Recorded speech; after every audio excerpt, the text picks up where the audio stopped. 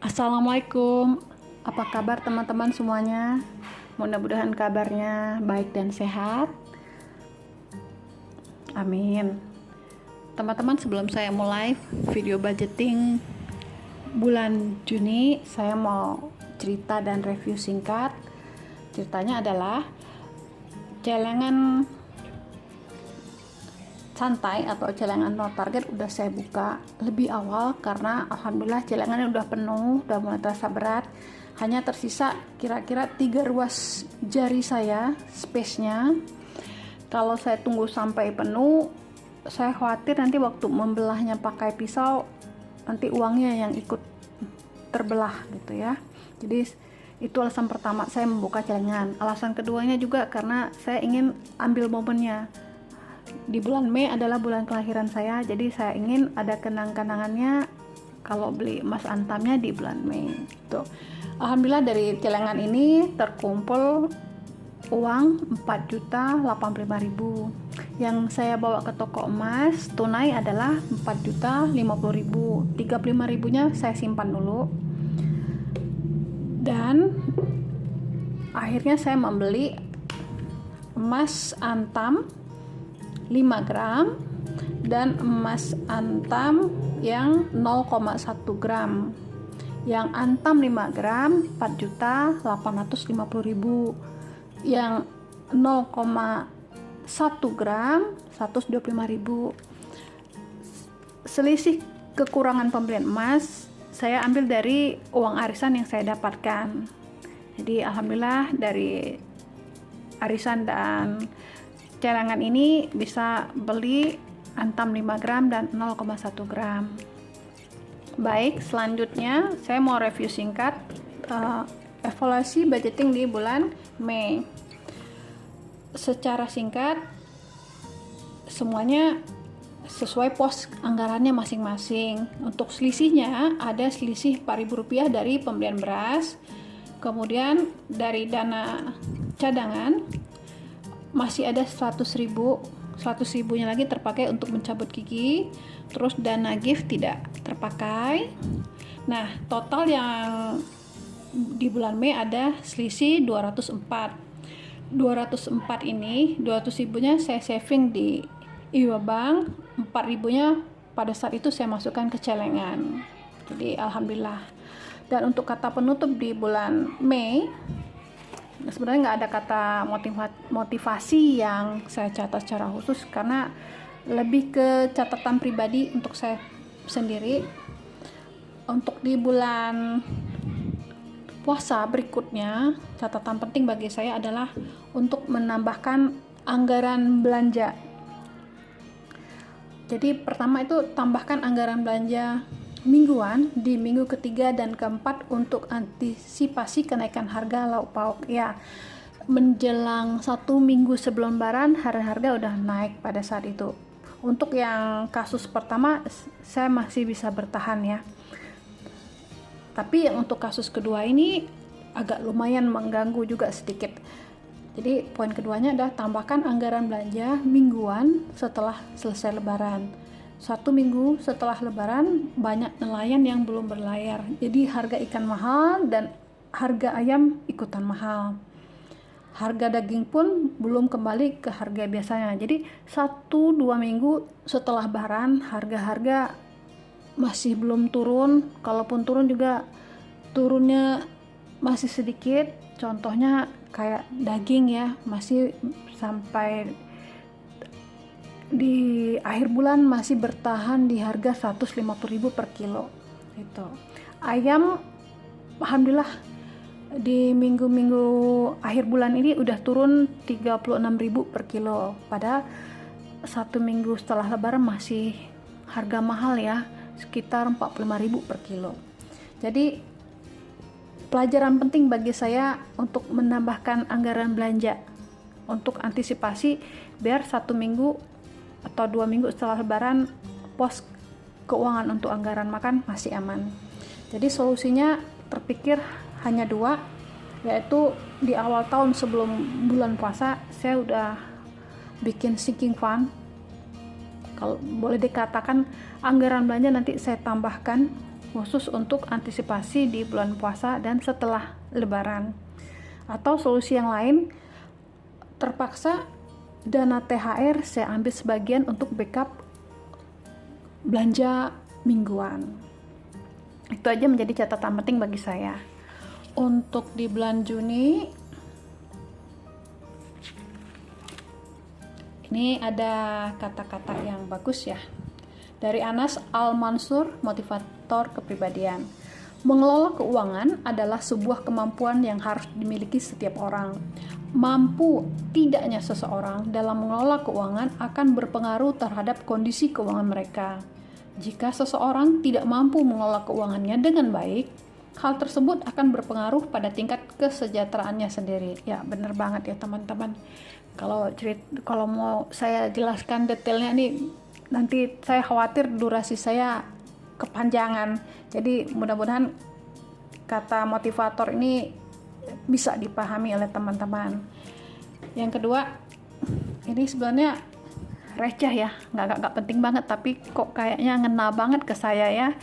Karena saya itu kalau setelah dapat jatah uang jajan, kan masih full nih, misalnya nih jatah jajan saya 200. Kalau di awal-awal saya nggak terlalu ya banyak keinginan jajan ini, jajan itu, enggak. Tapi begitu udah minggu kedua, minggu tiga, minggu keempat, ya lama-lama kan uang jajannya makin kurang. Nah, pada saat makin menipis itulah perasaan sesuai dengan yang kata-kata ini. Kalau di tanggal tua seperti ini, suara tokek pun terdengar kayak nyindir dan nyinyir. Bokek, bokek, bokek. Ini kata-kata dari website www.content.co.id. Ini kayaknya receh, ringan, tapi kok kena banget untuk saya ya. Atau jangan-jangan cuma saya sendiri yang kayak gini. Giliran masih ada uang, nggak terlalu pengen jajan ini itu. Giliran udah menipis kok jadi pengen pizza, pengen makan nasi goreng gitu ya. Pengen pokoknya jajan-jajanan yang kira-kira masih murah meriah, tapi kalau lagi bokeh dia walaupun murah meriah ya tetap terasa mahal ya. Oke teman-teman, lanjut ke budgeting di bulan Juni ya. Oke. Untuk bulan Juni ini alhamdulillah, untuk di bulan ini saya udah minta suami saya untuk jatah bulanan di bulan Juni tolong secara tunai aja. Karena kalau secara ATM nasibnya akan sama seperti video budgeting sebelum-sebelumnya, ya nggak bisa masukkan adegan uang ke amplop karena pecahannya 50.000 semua atau 100.000 semua, kan hanya dua itu mesin ATM-nya. Tapi kalau udah kayak gini, mudah-mudahan bisa ya teman-teman. Baik, ini akan saya ceritakan sama teman-teman apa yang sesungguhnya saya benar-benar lakukan dalam budgeting saya. Nanti saya ceritakan detail. Jadi untuk anggaran mengaji itu masih sama. Ini dananya 200.000. Jadi kita langsung masukkan ke amplopnya.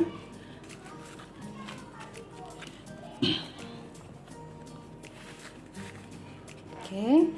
Selanjutnya zakat mal 125.000 ya.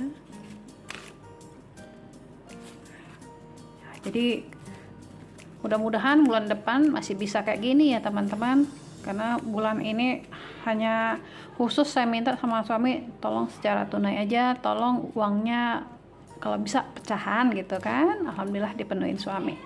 Kemudian untuk beras masih sama, saya selalu 20 kilo 240. Ini enak banget ya, banyak uang 20.000. Kayaknya nasib uang 20.000 nya nih bakal saya tilep ini untuk celengan. Karena ada stoknya teman-teman, lumayan kan. Terus untuk gas, ini bisa katakan memang saya sengaja sisihkan biar nggak terlalu berat beli gas. Gas kan harganya 205, jadi tiap bulan saya sisihkan 50.000 sebelum gasnya habis. Untuk dana kebersihan 25.000. Kelihatan nggak teman-teman? Oke. Terus untuk arisan 200.000. Ini arisan ini via transfer seharusnya ya. Oke, 200.000. Ini maaf ya, nggak kelihatan dompetnya teman-teman ya. Hop, oke. Ya. Terus untuk jajan anak 312. Khusus jajan anak nanti aja saya masukkan belakangan teman-teman, karena lumayan kan anak-anak, nanti uangnya yang 2.000 sama 5.000-an. Jadi uang anak itu sebenarnya kan seperti yang saya bilang, mereka punya dompet keuangan masing-masing, nanti saya masukkan di dompet mereka masing-masing. Tapi khusus adiknya, dia udah request, dia nggak mau lagi uang per minggu, dia maunya uang per hari aja. Lebih mudah bagi dia mengatur uang jajannya per hari daripada saya kasih per minggu ataupun langsung 1 bulan full. Bisa habis masuk celengan atau bisa habis dia jajan gitu. Kecuali anak saya yang pertama, enggak, dia udah pandai ngatur keuangan. Uang jajan saya 200.000. Nih. Kayaknya saya mau ambil yang ini aja nanti. 200.000 ngambil yang ini aja teman-teman, yang 10 ribuan. Biar enak jajannya ya. Tuh.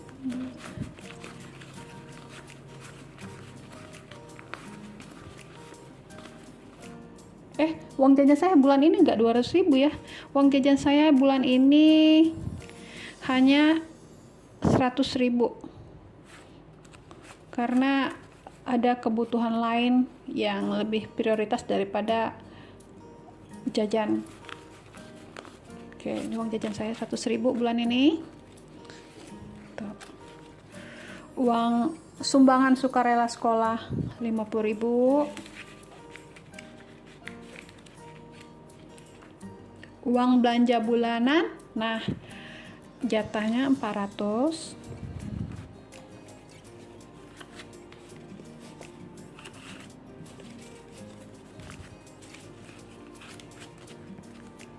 Nah teman-teman, ini yang nggak pernah saya record dalam video, akan saya record dalam video ini. Sesungguhnya kalau untuk uang belanja enggak saya masukin ke dalam dompet pintar ya.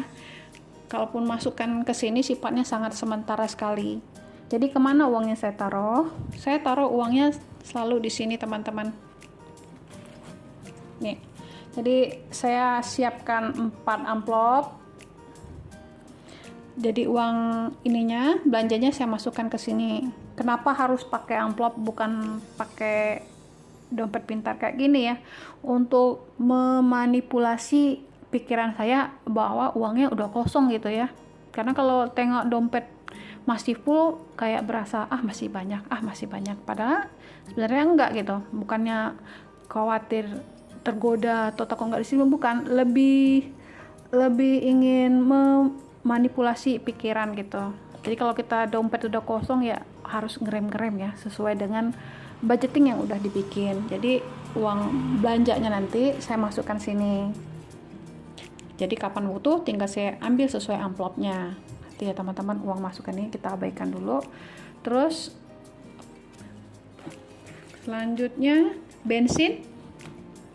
Uang bensin bulan kemarin saya anggarkan 300 dan terpakai hanya 100.000 karena padatnya kegiatan saya di bulan Mei ini. Jadi anggaran bensin itu biasanya 60, itu 100.000 karena padat sekali. Jadi masih sisa 200.000, tapi tidak saya masukkan dalam selisih. Kenapa? Karena uang bensin itu kalau suatu hari saya nggak bisa antar anak saya secara langsung, ini masih ada uangnya. Jadi anak-anak bisa ambil dari sini untuk naik Grab. Kalau kondisinya nggak hujan, mereka bisa naik Grab motor. Tapi kalau kondisinya hujan, itu mereka naik Grab mobil. Ongkos naik Grab ataupun Bluebird sekalipun dari rumah saya ke tempat les itu 60.000. Lumayan kan teman-teman? Jadi kalau nggak saya sisihkan secara khusus, lumayan 60.000 pergi doang. Belum lagi kalau pulang saya usahakan saya jemput ya. Kecuali kalau memang benar-benar acara saya sampai sore banget, apa boleh buat nanti mereka pun pulang naik Grab lagi lah gitu. Intinya dana bensin itu adalah dana yang nggak saya ganggu gugat, memang khusus untuk antisipasi kalau saya nggak bisa antar langsung anak-anak, antisipasi kalau hujan, karena saya belum punya mobil, jadi kalau hujan anak-anak saya antar pakai Grab aja gitu. Jadi uang bensin tetap sama teman-teman, 300.000. Nah, uang bensin ini tetap pakai pecahan biar gampang bayar abang Grabnya ya.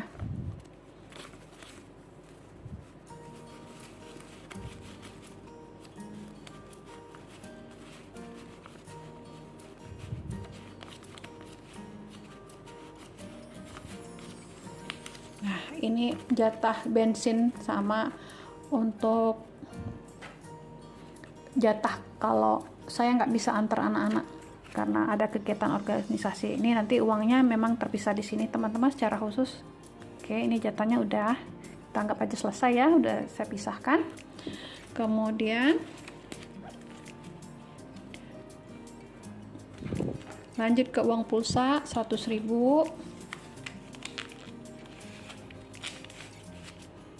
Dana tak terduga tetap sama 200.000.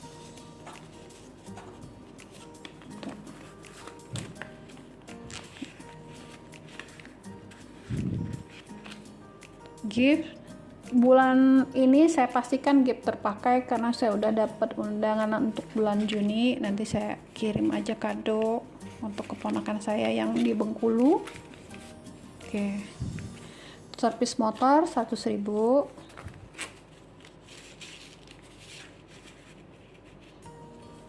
Kemudian kalau dulu saya nyebutnya tabungan Iwabang ya, saya ganti aja labelnya jadi tabungan pribadi, tapi tetap sama peruntukannya, saya simpan di tabungan Iwabang itu 100.000. Oke, alhamdulillah semua anggaran udah terisi ke posnya masing-masing ya teman-teman. Alhamdulillah udah bisa bikin video budgeting memasukkan uang ya untuk di bulan Juni ini.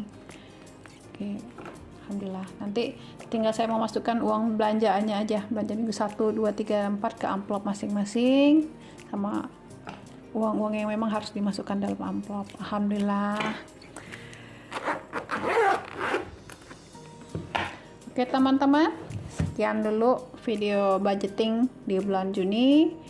Mudah-mudahan di bulan Juni diberikan rezeki, yaitu kesehatan atau rezeki tidak terduga ya teman. Yang penting sehat dulu aja biar pos-pos yang lain tidak terganggu. Oh ya, dari semua ini nanti kan ada selisih nih, anggaran saya kan totalnya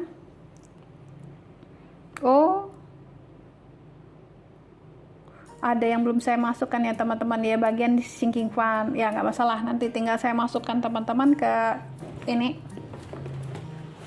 ke sini yang bagian sinking fund ya belum saya sebutkan. Jadi untuk sinking fund karena ini uangnya tunai, otomatis saya simpan sini dulu, nanti semuanya masing-masing ya,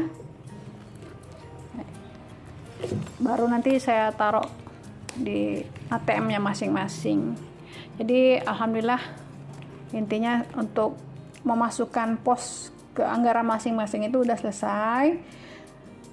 Budgeting keuangan saya adalah 5 juta. Total